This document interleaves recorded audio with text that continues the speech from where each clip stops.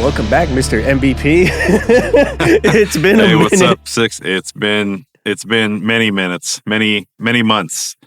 I don't even know when. It was many months before the last one, and it's been many months since that. And I know I told you I would get better at trying to get schedules aligned so we could do this more frequently. But I appreciate you holding down the fort and keeping the lights on while I've been away.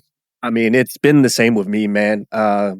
I think we did like 1 or 2 episodes prior to our last one or after our last one. And then since then, it's just been quiet. So everyone who's joining us for the first time, welcome.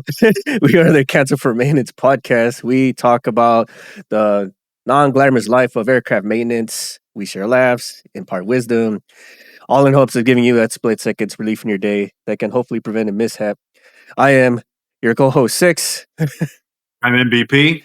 And our third host, Shoreline, is silently in the back, twisting knobs, monitoring our audio, making sure our faces stay fit for radio. So, as MVP and I mentioned, it's been a minute, and 2025 has just been such a roller coaster, man. Such a roller coaster, and we're not just talking from the political scheme of things, because that's a whole other mess into itself. But just with life, with the way the workplace is going, the way the trends in the workplace are going, it's been rough. It has been rough. Yeah. Personal life, as we've talked before, kids get older, kids get involved in more stuff. And then work has been, it's been, so about a year ago, they made an announcement. Well, let's get into the personal stuff first. So personally, since March of this year, so what's today now? December 14th. So in March, really the last week of February of this year, started flag football for my boys, and then my daughter, she's been doing tennis, and that goes year round for the most part. But and then that morphed, flag football morphed into their first season into tackle, and tackle started in late April with conditioning, or last week of April or first week of May. And then that's, I don't know, 3 to 4 days a week, with 2-hour practices each time, and then games on Saturdays. However, the games don't start until the season doesn't start till August. So with that, it's just been conditioning and training all summer, which, leads into what they call Hell Week, culminates in Hell Week, which is actually 2 weeks long, but it's practices in 5 days a week. And then, travel. So it's a travel team. So then we're traveling around to the different areas where the boys are playing. Fortunately, the youngest one, he had a lot of home games. So Kool-Aid stayed around and took him to those. And then I took the older one. And we traveled. I think the furthest away we had to go for a game was maybe like an hour and a half, hour 45. And then mix that in with, tennis, and those throughout the year too. That's training multiple days a week, tournaments. Usually the tournaments are down in like Orange County, so it's a couple hours away. And those are on Saturdays, and those are typically all day things. And then that bled into my daughter's, first year in high school, and her first year on the high school tennis team. And kudos to her, she made varsity as a freshman. But then that's matches, right? So then we got practices multiple days a week, and then we got for football, and then we got matches about 3 days a week during tennis season. So I get to work at 4 o'clock in the morning, 4 to 4:30, and I try to get out of there by 2:30, and then I'm beelining it straight to the tennis courts, and I'm there and I'm watching. I'll usually get 1.5 matches in. I'll get to watch, and then I got to bolt from there over to the house, pick up the boys, and run them to practice, and then we don't get home till I don't know 8:30 or 9 most nights, and that's that's a typical week for me, right? And so then getting up at 3 o'clock in the morning to go to work so I can do work and then be there for the kids stuff after that. 4 hours of sleep a day for months on end runs you ragged. There's not a lot of time for anything. And then your health starts taking a toll, right? And I was telling Six the other day, I was sick all this last week. Now, that's not anything new. I think there's a lot of people sick around the country right now. From my research and from my symptoms, it seemed like the norovirus is what I got, which is a lot of intestinal and stuff like that. But I did have fevers earlier in the week for that too, which I know there's another thing going around. A lot of people sick at work. It's going around the schools. Anyways, all that kind of stuff. So that's kind of been my personal life for the last 10 months. It's been my life for like the last 10 months. Which is, not making excuses. I know there's other people out there that grind a lot harder and, are really successful, and I don't know how they do it, but, so I got to get better at making time. And then coupled with that, a year ago, right now into the work side of things, the professional side, work announced that they were doing a merger. Now it's not one company merging to another. In my business, they have what they call sectors. And each sector has, sub programs and subcontracts and all these different things. But the big parts of it are called sectors. And so I've always been in one sector that is subcontracted to another sector, which you're probably sitting there going, wait, your company subcontracts to itself? Yeah, it's pretty goofy. I don't fully understand it, but they say they do that because they can differentiate costs that way, right? Different pay scales, different whatever. So the sector I was in, for some reason, had different pay scales than to what I'll say would be a contract prime, right? The larger sector. Mm-hmm. And so I don't, again, you might be going, how does the company, just because it creates sectors, it changes pay scales? So you're doing the same job as somebody else, but getting paid less? Correct.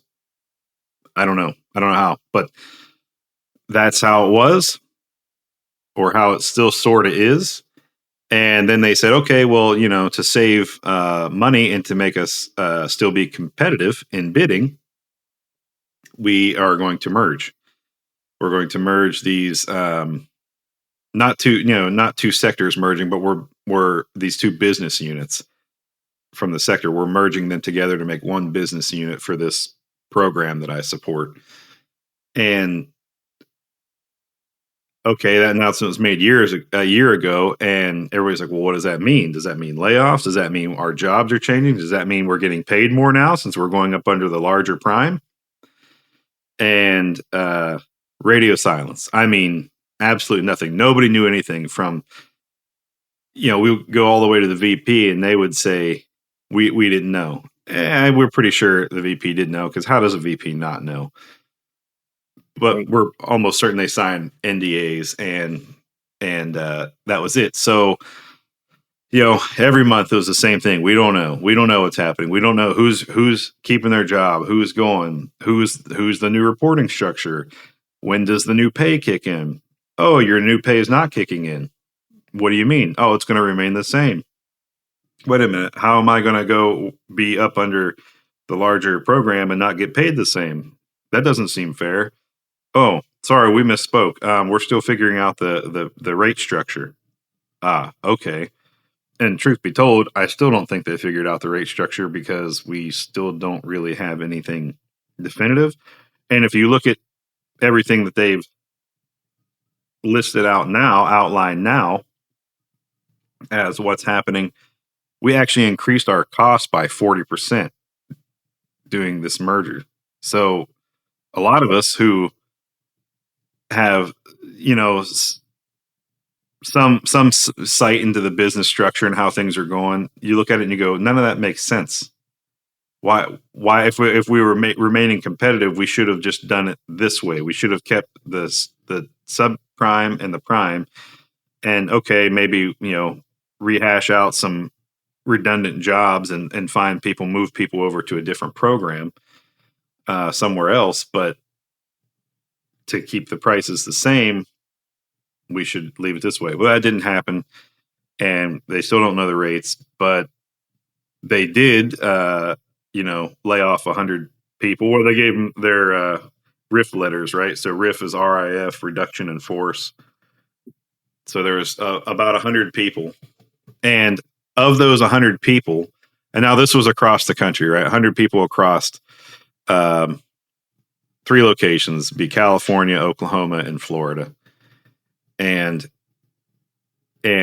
only 2 of those were prime personnel.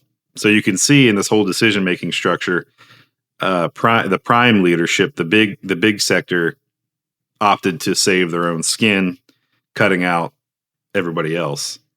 Which this is because I see the inside of it, and you could be, you might just look at me and say, well, you're just be a little bit salty, MVP, and yeah, a little bit, but I mean, all the inefficiencies that are the program come from that prime side a little bit, like they're so far removed from the actual hands-on work that happens. They don't really see. So you're like, hey, with this and that. No, that doesn't make sense. Well, I'm telling you, I'm there. I'm there. This is how it's actually happening. Nope. False. What? Yeah. So it's that kind of thing. So it's been a lot of ebb and flow back and forth, right?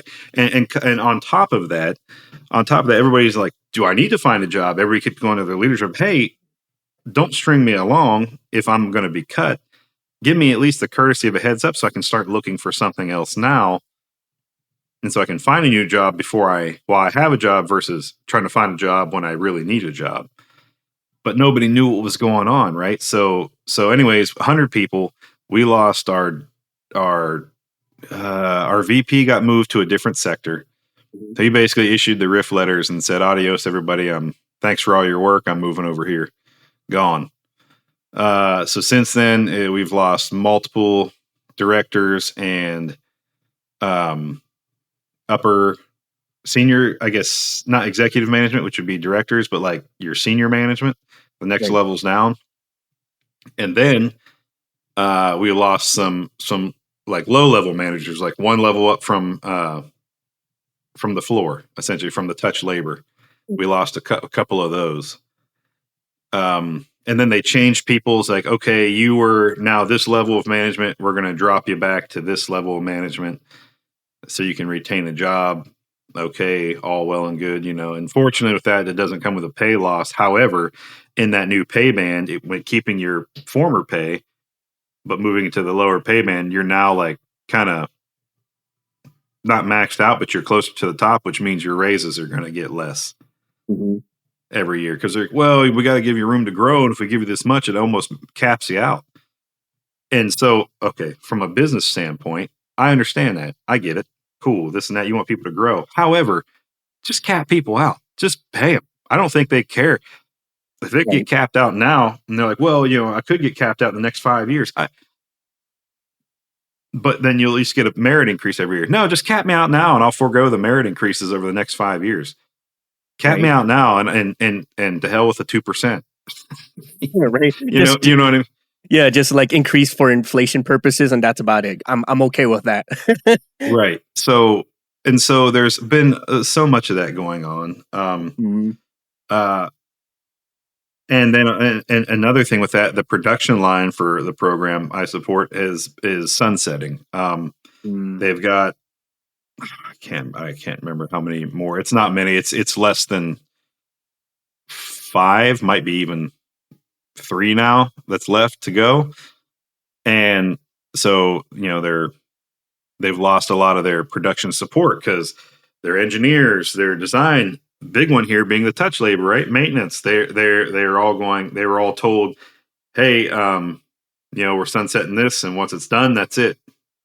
Oh, so a lot of guys went and found other jobs on different production lines or whatever else, Right. And then the productions management goes, hey, what do you guys? We still need people to finish this. Yeah, you should have told people. You shouldn't have told people that way. What you should have said is, "Hey, we found you. Here's one or two or three other places you can go, and you're guaranteed a job over there. We just need you to finish out this production line first." Right. But if you're going to tell people that, "Hey, when this job's done, once this last one's out the door, that's it," hopefully you Hmm. can find something else. They're going to do like any of us would have. They're going to go look for another job now, and because and here's the really nice part about being maintenance and touch labor and all that when these kind of situations happen. Yeah, has touch labor been laid off before? Big time, many times. But in these kind of instances, when there's other new production lines that are ramping up and they need bodies, you're gold. You got a job. Right.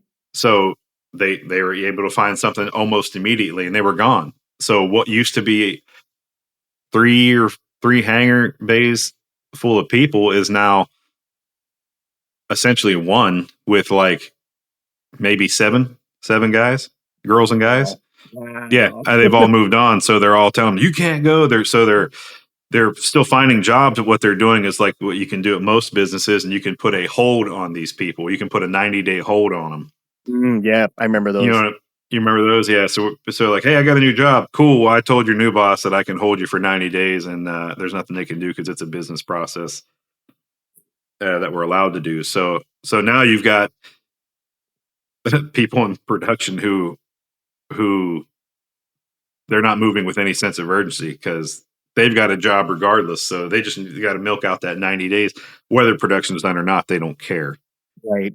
So it's a very interesting time, and the way this merger was handled was, I would say, it is a bit shocking, a little eye Hmm. opening, and somewhat disappointing because you would expect a business of this size to have had at least a little bit more of a structure, because I can't believe this is the first time they would have merged business units, but my gosh, was this one, you know, um,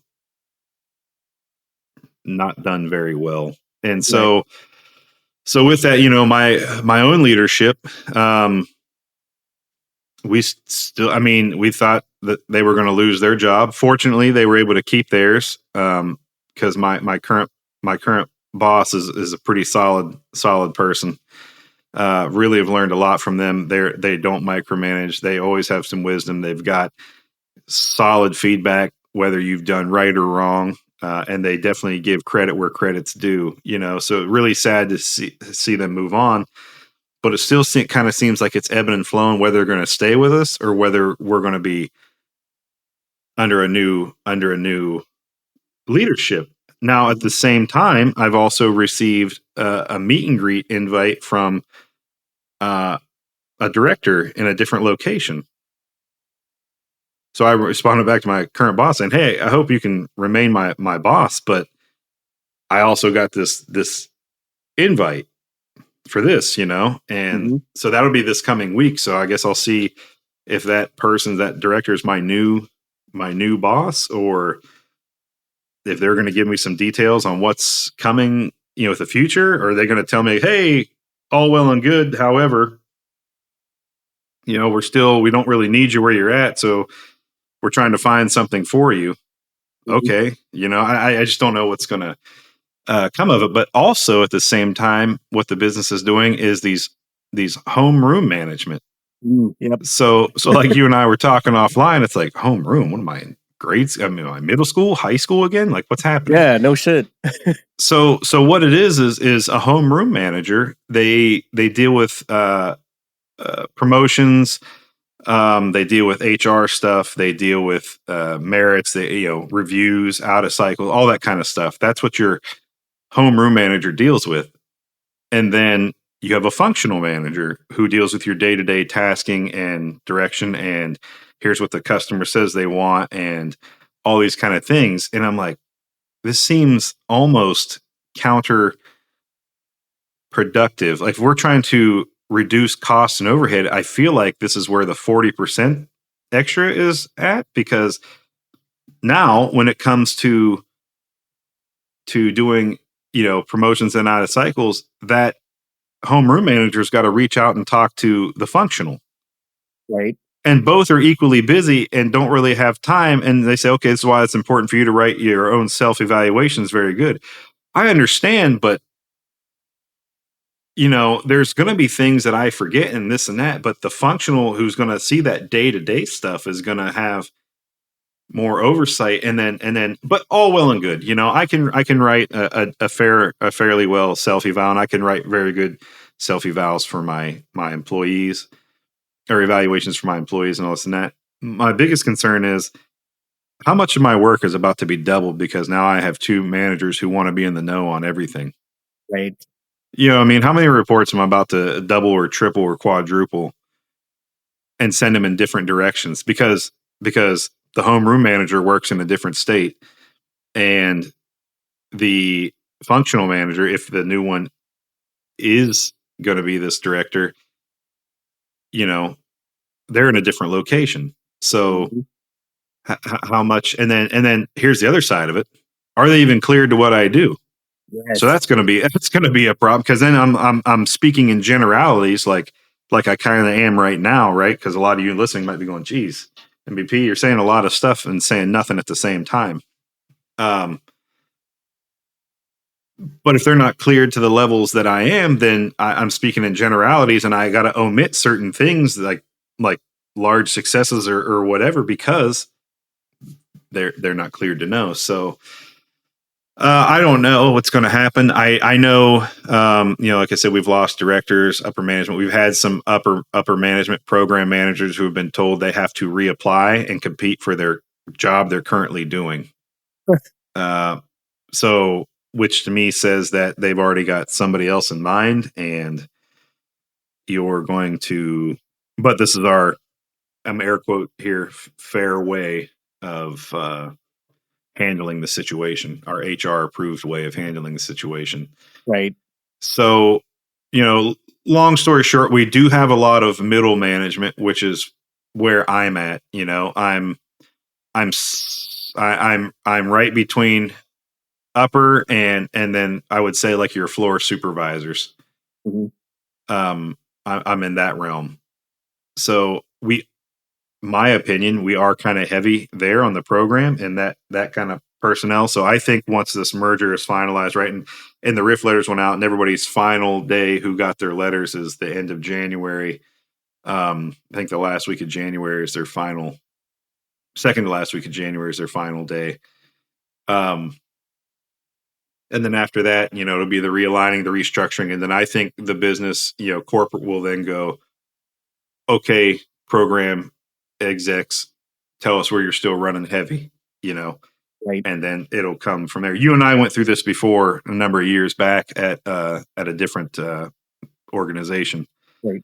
I think that one went through 3 or 4 renditions of that.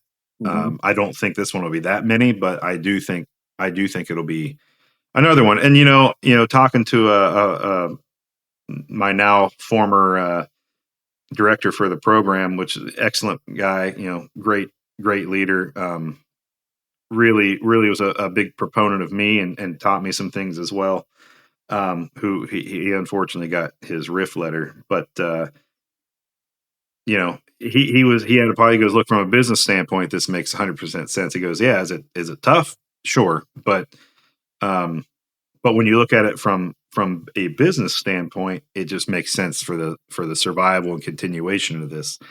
And so as I look at that, right, knowing that maybe the next round could impact me, I understand that.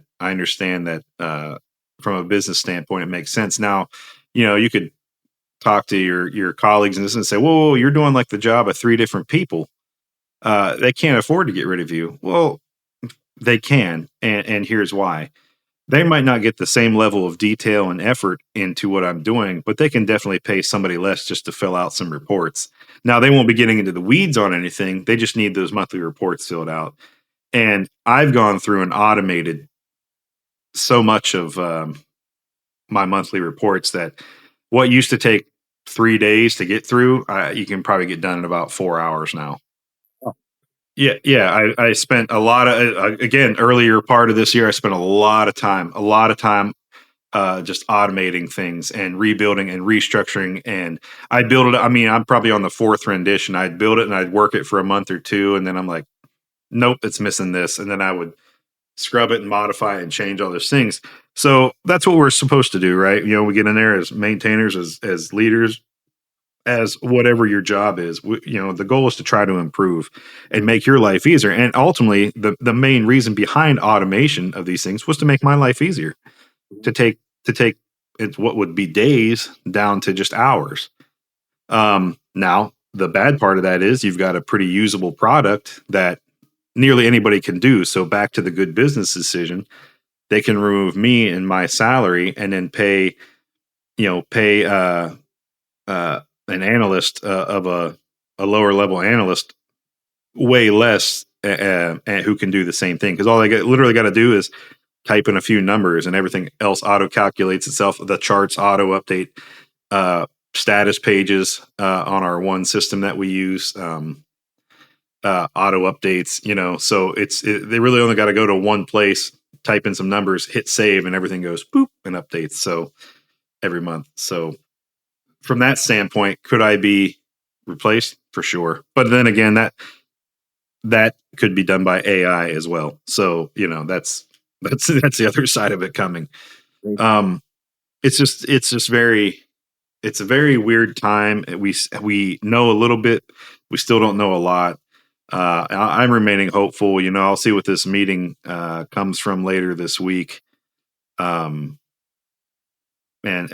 hopefully they've got some good news, but you know, we'll cross those bridges when we come to it. And who knows? Hopefully not, but maybe in the near future I'll be posting on our socials. Hey, anybody hiring? Right. Same here. So, man, that sounds like such a roller coaster already. So let me share a little bit what I am. I'll start with professional because that's going to bleed into my personal. So professional wise, so I work as an auditor. It's similar to maintenance, but more along the lines of like, are the people telling the maintainers what to do in compliance with the stuff they're supposed to be doing? So 2025 had a lot of policy changes, a lot of initiative shifts and stuff like that. Some good, some bad, and a lot of it is focusing more on speed. Right, we want things faster. We want it to the floor quicker. We want it on the ramp. Speed to ramp, I guess, is the proper terminology. We want it off the floor and on the ramp as quickly as possible, which is fine when you're thinking of it from a demand standpoint, right? Like I want things good and fast. I want it now. I need it yesterday. But the problem is when you try to make things faster, you start looking at what doesn't, air quotes, need to happen, right? And when you start looking at, okay, what drives up our costs the most, the first thing that people want to point fingers at is quality. Sad to say. So when quality gets looked at, they get more scrutiny. They feel like, well, we need these engineers, we need these designers, we need the people who actually put fist to part. But all these guys making sure that these things are correct, we don't need a whole lot of those. We can just look at it when it's finished. So, long story short, stuff happens, and for pretty much most of the summer going into the fall, I was out of a job. and it wasn't my fault per se. It was because with all these initiative shifts, with all these things going, and they start cutting the quality out of the mix, that gives me less quality to audit, if that makes any sort of sense to people. So with less stuff to audit, then there's no demand for me to be there, which basically means like I don't have stuff to do, and I'm not getting paid if I don't have stuff to do. So for most of the summer going into the fall, I was basically out of a job. Thankfully, I did have my military benefits and whatnot. So like, I was able to kind of forecast when this was going to happen. So I more or less just went back to school. And thankfully, with the way my benefits are set up, if I go to school for a certain amount of time, I more or less get paid to go to school, if that makes any sort of sense. it's not a lot to live off of, but it's way better than zero. So Sure. Yeah, I understand what you're saying though. like I was like pinching, pinching, and that bleeds into my personal life, right? So like with so much I have to like really dial down from, I had to start cutting a lot of stuff out of the mix, like eating healthy, for instance, because healthy food is expensive. Go fucking It's insane. Yeah. yeah. So go freaking figure, right? Like a head of like a basket of vegetables is more expensive than a double cheeseburger meal from a fast food chain. How? But whatever. But whatever, right? So my health was in the trash, and I'm basically going to school just for the sake of milking time. On the plus side of this is uh I have to maintain a certain amount of continuous education units to stay certified in the stuff I do. So it wasn't for loss, like it wasn't for nothing to go back to school. So at least I'm gaining points. But it's one of those like I shouldn't have had to done that. Like I'll gain those education units just for doing my job, right? Versus like having to figure out a way to bridge the gap. But uh so I'm spending more time at home that I really wanted to do, and I'm just like watching the life cycle of dust go up to my ceiling and back down from my ceiling, and it was something else. At least another positive from this was the classes I did take was towards like say a conflict resolution cert. So I have to like understand like what's the tension between parties and how to like have them play nice with each other kind of thing. And that experience has been pretty fun, even though like majority of the class is about stumping the chump, right? Like no, purposely be aggressive just for the sake of being aggressive, or to see like what would you do to fix it, even though like some of the situations are like, okay, this almost never happens kind of thing, right? Like no one's gonna have this in depth of a knowledge that they're getting played with or being negotiated with and stuff like that. So that was a little bit of a weird thing. And then some of the classes I took was like stuff I've already taken already, but it's like similar class, different name kind of thing, like creative writing for therapy purposes and shit like that. So at least was kind of sort of fun. But shifting back to like the professional thing, with so much things focusing on speed, uh it's all good and great when you hear it, but when you see it in practice, like some stuff gets a little sketchy. And I don't, maybe this is just our current way of making things, but there's only so fast something can be made, and there's only so fast something can be taken to the ramp, installed, tested, and then certified safe for flight and stuff like that. There's only I so mean, there's much, so many factors, right, that play into that. right? And even if it went perfect, right? Like just glistening perfect, it could only go so fast, right? Even if you had the best crew to make the part, you had the best crew to ship it, you had the best crew to put it in, you had the best crew to test it, fly it, and check it off good. It's only gonna go so fast, and you're looking at best, maybe one shift per stop, maybe, right? And I'm making stuff up at this point, but you got maybe like one shift per stop, which is anywhere from 8 to 10 hours. And this is assuming that everything goes right. But when you start talking about go faster, go faster, go faster, somebody's gonna make a mistake. And depending on where it is in that stage, though those mistakes or the potential for mistakes compound each other. And that's the risk I'm seeing. And that's some of the stuff that we're trying to communicate to the powers that be. But I also understand from a business survival standpoint that with everything wanting to go faster, with everything wanting to be um, more updated, so to speak, it it it's like the only course we've laid out for ourselves. You know what I mean? Like we laid one railroad tracks and we put all our uh, all our investment into it, so it has to go right, kind of thing. And it's Well, it doesn't though, right? And we know well enough. I think many of us know well enough that it's just impossible to expect it to go right. So Yes. what's the contingency? Sorry, I didn't Yes. mean to cut you off. I'm just thinking out loud. No, you're absolutely right. And that's the thing. Like, we don't have any exits in case this thing runs away from us. And it's gonna be wild. It's gonna be funny. I'm hoping it doesn't happen, but it's one of those like, well, if it has a potential to happen, it's probably gonna happen, right? And that's the side of the house where MVP and I come from. Like, we're the kind of people who were trained to look at risk, like how bad or how likely is this gonna happen. And one of the things that we've talked about since the beginning of the podcast was um, the risk of not having a renewed workforce.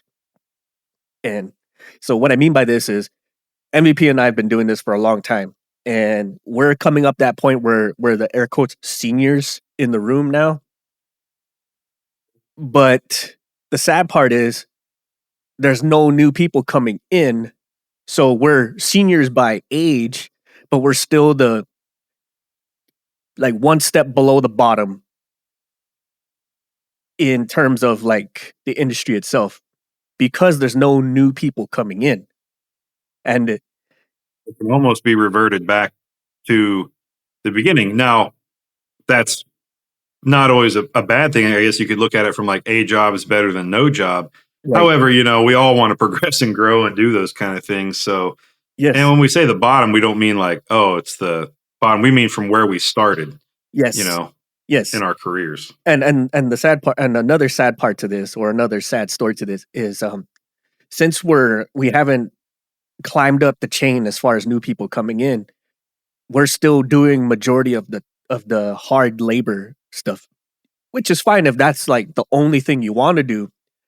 But even at that, like, the joints don't bend like they used to. The body doesn't run on 2 hours of sleep like it used to. I could only live off 3 pots of coffee. You know what I mean? So Yeah. I mean, it was presented to me last week, like, oh, there's a chance you might have to start traveling like you used to again. What? yeah, Like yeah, you all just heard my personal life, and they said, well, to fund your kids' things, that's what you might have to do. Don't lord that over me though. Like, don't make that the thing. I want to be there as part of it, and right, it's not fair to leave Kool-Aid to do it all on her own. She won't be able to do it all on her own. That's not a fair ask to anybody. So right, it's and just it's very strange. right, and so like like how it was when we started the show when COVID became a thing. We immediately started seeing the shock of what it was like when you start leaking your talent, and we're in a similar situation, but instead of leaking talent because of lack of work, we're leaking talent because we can't do it as good anymore. You know what I mean? Like the heart and the heart and soul is there, but the body getting it there is not as capable as it used to be. You know what I mean? So Yeah. Well, and I think what you hit a point there about the replacements coming in and not getting the same, what's the word you just used there? We're not getting the same level of service or something like that. I think what it is what we're seeing a lot of is these corporations. They're not replacing with uh, well trained personnel or people who have. I'm going to say it, even though it's not, a bit of technical aptitude. mhm, Um, what they're doing is they're hiring. I mean, at minimum wage or slightly above minimum wage, right off the street, and there's like almost no training. They're mhm, not AMPs, right? They're not AMPs. There's loopholes around. They can hide them under, especially in the DoD realm. They can hide them under certain things where an AMP may not be required. mhm. Um, and so, again, minimal training, no real background in maintenance. Here's your task. Bio robot and get after it. Right. Um, and say, well, why are they going after those? Well, they're trying to save money, and Mhm, that's exactly the rate they're going. But what they're not, and then at the same time, like Six said, they're cutting back on inspection points and the quality aspect because it takes time.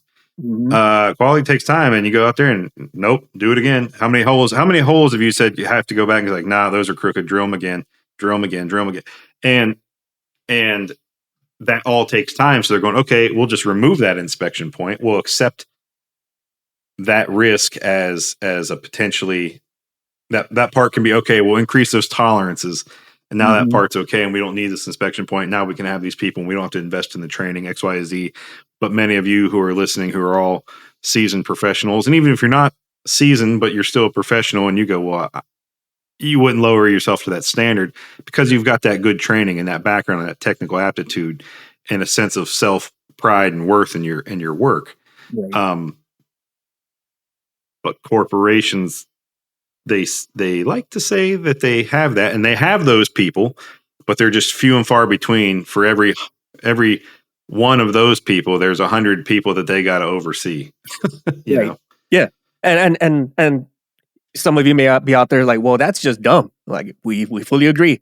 But the way when you think of it from the business standpoint, for some of these people, I'm not saying all of them, but some of them, it's cheaper to just give you a replacement than to do it right the first time. You know what I mean? Like think of it this way. Like you got a Honda Civic and a part broke. It's cheaper for you to go to AutoZone or to any type of like second third party dealer, replace the part, than for you to take it back to Honda and say, hey, my car broke. You know what I mean? Like, right, you take it to Honda and they say, okay, OEM part, $500. But you take it to your mechanic around the corner. He says, here, I've got this aftermarket part for $250. Oh, right. Perfect. You know, done deal. I got it. Right. And so, again, like, and so we start thinking like bigger scale stuff, right? Like, yeah, this part failed, but it's easier for me to replace an engine than for me to invest millions to see where the engine manufacturing failed, retool all that so that the next time an engine does pop out of the manufacturing line, that it has maybe a 0.5% chance of failing versus whatever percentage it was when it did fail. You know what I mean? That makes any sort of sense to people. It's they're looking at the trending side of, okay, in the field, this after 1,000 hours, this engine part fails. Okay, well, we've traced it back, like you said, to this one manufacturing defect. But for them to go shut down the manufacturing line, retool, retrain, restart up the line, and all these things, you know, they've lost revenue, they've lost all this and that, and so they're going, all right, we'll send you a replacement part at 1,000 hours. Here's a new inspection point at 999 hours. You're going to go and swap this part, and we'll give you a discount on it. Instead of it being a $500,000 part, we'll give it to you for $4. Right. You know, yeah, and it only cost us $100 to make. So yeah, and this bleeds into what we were saying earlier about the people. It's easier to just fire a person and rehire a new one that can hopefully do it better than to just find that one qualified person who's going to do it right 99% of the time. You know what I mean? Use a prime example: non-destructive testing. Ooh, here we go. we have a person on our program who's getting close to retirement age, and they at one time were NDT certified. They can still do it. They still know the job fully. They still maintain, knowledge on those things. However, the company doesn't pay for them to maintain that cert. It's very expensive for them to go and do it on their own. And I said, well, why don't you go do it on your own and source yourself out? He's like, at this point in my career, I don't want to invest that kind of money because I can see retirement on the horizon. However, if I go and spend my own money on it, then the company's going to say, hey, we've got this certified person, and they're going to pimp me out, but for no extra money. So I'm going to get all this additional work for no extra money to do it, even though I paid for the certification myself, because they're going to take advantage of that. He goes, but they want me to do these kind of tests, but they don't want to pay for it. So they write waiver letters and all those things. So this person can do this, and that, and the other. But the other side of it, the darker side, is they don't want to pay for it because they don't want to give you that cert so you can then take it somewhere else. Mm-hmm.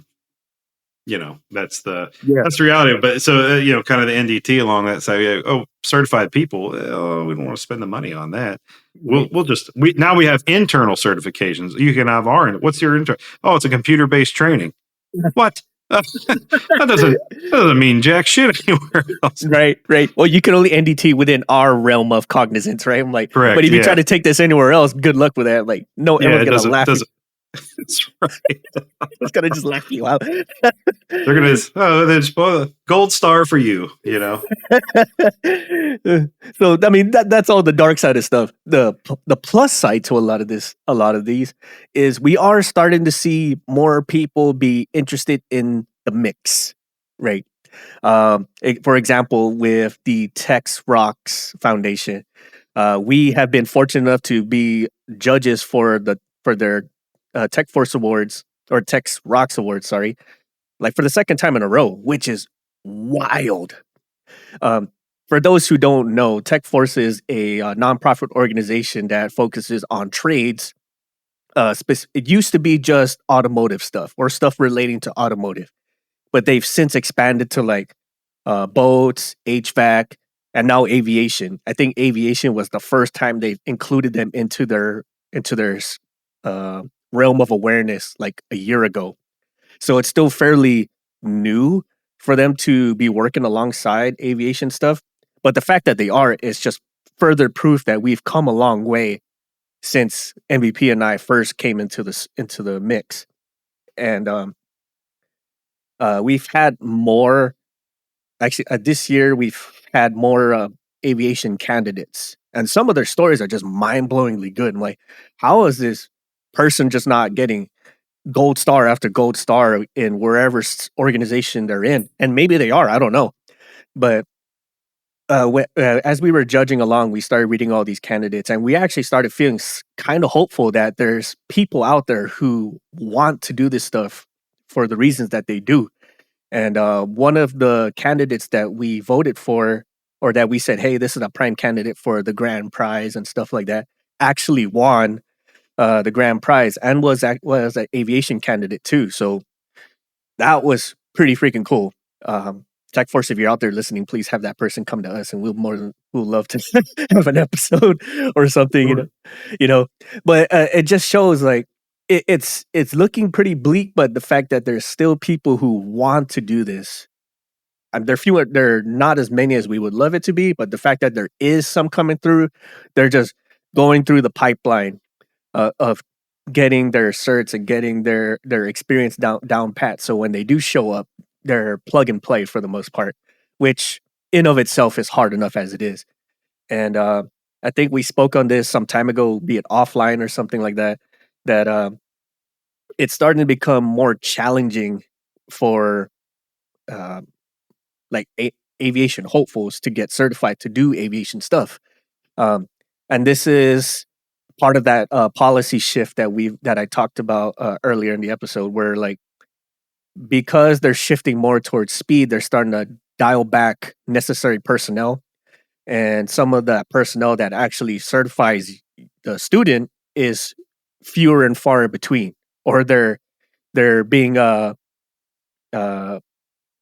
what was the thing you said? They're being distributed out to other places to accommodate those gaps, and sometimes you're just catching them in the wrong cycle and stuff like that. So for those aviation students and the teachers and whatnot, please keep on pushing because, or keep voicing that demand, so that that can show signal that, hey, we need to have more testers, we need to have more certifiers, or at least make the school have some type of interim certification thing, so at least they can get the students through and at least certified enough to go to the next job and then just pick it up whenever the cycle comes through for the certifiers and stuff like that. So that's one plus. Another plus is we've, for the most part, have been solo in the podcast space. Our show that is about aircraft maintenance. There have been a few pop-ups here and there that kind of get that voice that use their voices and whatnot to explain how the situation is in their area of expertise, but it's been kind of come and go. And we're fortunate enough to at least be the one that's been the most consistent in the last 5 years. Jesus Christ, 5 years. But we've been probably like the most consistent in the 5 years, and we thank you all for allowing us to be that. But more are starting to get tired of it, like tired of like not of being told to just shut their mouth. So they're starting to pop up and use their voices and stuff. So as they come up, we're all about like um, propping them up, giving them or assisting them where we can as far as the platform's concerned. So for those that are coming, just keep doing what you're doing, and if you're thinking about it, please by all means do it. Right, whatever it takes or whatever it means to you to use your voice or exert your presence, social media, podcasting, whatever the case may be, because we need more of that awareness and more of that action to be put forth out there. Because eh, I can only bend and twist so much, you know. We do need more people to be aware of this stuff. We need more people to understand the criticality of the stuff we do. And there's only so much you can automate, as MVP alluded to. Like, yeah, there's certain things that we can just have a button pusher do stuff, but when it comes to like the actual flight critical or the strategy critical stuff, that takes a human mind, and that takes time to get it through the pipeline to have it be um, effective. I was like, I'm trying to find my words here. So I that, understand. Yep. yeah, it's something, man. But I'm definitely grateful that we've are able to at least establish a footprint in the aviation community, and that the industry itself is starting to be recognized more and more for the criticality that it is to all these different organizations and nonprofits and whatnot. Because for a while, people just didn't really think of aviation as anything. We were so closed loop that almost nobody knew what we did. And still to this day, people still don't know what we do. Like they just think we're like the magic green elves that just come out of the mix.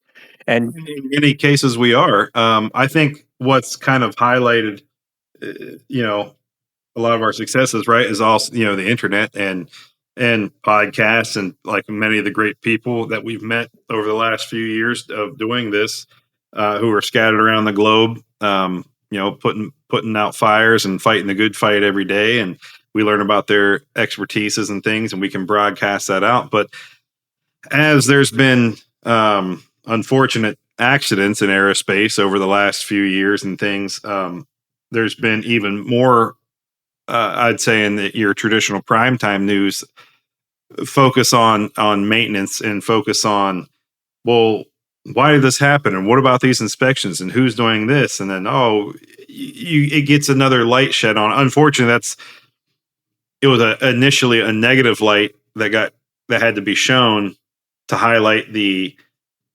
deficiencies these corporations were putting out. But then it did shine a positive light on, well, look, we've got these men and women out here in the field who do these jobs, who maintain these things, who have said that no, this is wrong, this and that and the other. So it's in that regard, it's shown how we're an upstanding group of people, despite how we look or how we act. We do have integrity, and so I think unfortunately negative circumstances have led to a positive outlook and more of an outlook on aerospace maintenance.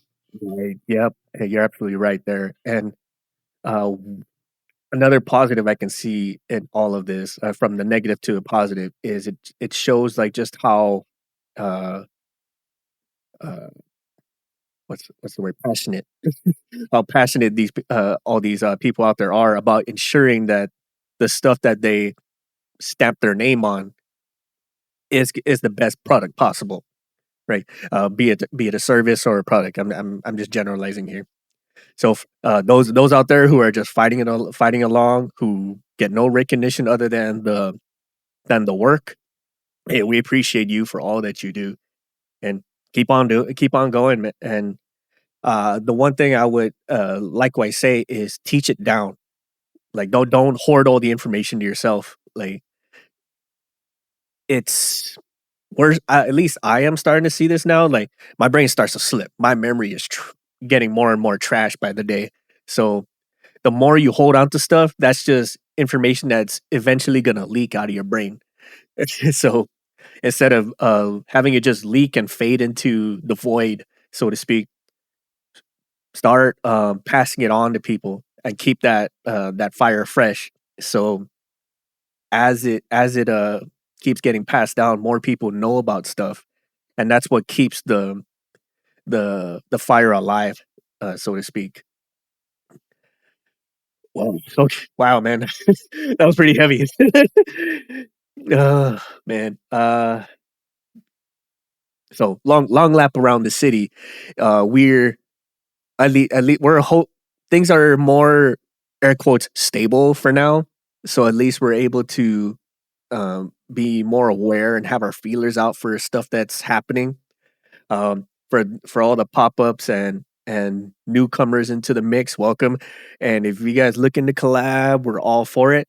And for all the newer ones coming into the industry as a whole, um, if you have questions or you have concerns, please by all means voice it towards the people in your cognizance, and then voice it up to us. Hell, like we know a thing or two. We've been around the block a few times, so if we can help with stuff or at least point you into the right direction, we're more than happy to do so. And that's, I think, aviation as a whole. Like, because we're so close looped, everybody knows somebody, and there's a way to figure out that information for everybody out there. If that makes sense. Man, I kind of feels dump right there. It's all right. It's good to do it. Get it out of your system. I'm sorry to get that exhaustion, man, from feels dumping. I kind of. Do you have any final thoughts on anything, man? Sorry about all the gaps between episodes, but know that we haven't forgot about y'all. We're just trying to sort life out and get our heads on right, and we'll keep putting out the information to you as we can. Most def. And going just kind of summarizing everything we've went through, if there's anything that we've missed or you feel there's some concerns or things that need some awareness put to it, please by all means reach out to us. Let us know what you think. You can reach out to us via emails, our website, social media, even.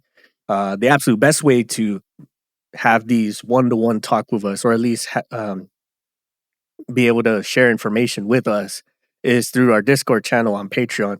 All our patrons out there, thank you so much for your support. Like, the lights wouldn't be on without you, and appreciate you guys still supporting us despite the period of silence that we've gone through.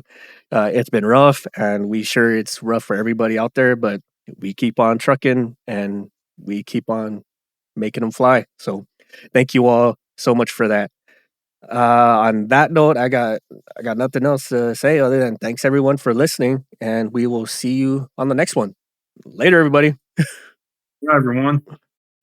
We'd like to take a moment to give a heartfelt shout out to our fantastic patrons. Your unwavering support is the magic behind the show, helping us produce thrilling episodes, keep our gear in top shape, and create awesome merch just for you. With special shout outs going to SaKonna, Eric Shaw, Kiel K, Daniel Liang, Mike Sherwood, Caleb Stockdale, Karma Trisciani, Dan Schubert, and Ryan Freshour. Thank you all so much for your support and your patronage. If you enjoy our show, why not join our Patreon community? You'll unlock a whole slew of perks, including access to our private Discord community, special discounts, early board access to our merch, and front row seat to our sneak peeks of our comics and other projects. And if you're feeling adventurous, don't forget to strut your stuff as an aviation aficionado by visiting our store at cancelformaintenance.com. For those who appreciate a touch of class or rugged charm, check out our affiliate at Rockwell Time at rockwelltime.com. Use the code CX, the number 4 MX for 10% off your total order. If you need a headset, be it for in the aircraft or on the ground, or just need better ways to preserve your hearing, Visit .comtech at .comtech.com. Got a burning topic or you'd like to be a guest on the show? Drop us a line on our contact us section at cancelformaintenance.com. We're all ears and we're eager to bring your ideas to life. Stay connected with us on social media. You can find us on Facebook at Cancel for Maintenance, or you can follow us on Instagram and Threads at Canx, that's CANX, for Maintenance Podcast. Lastly, be sure to check out our comics on the Tapas app. We might just be the only webcomic focused on aircraft mechanics. Like, share, subscribe, and leave us your thoughts. Thank you all again for being the great community that you are. Your support means the absolute world to us, and we can't wait to catch you all on the next episode. Until then, keep them flying.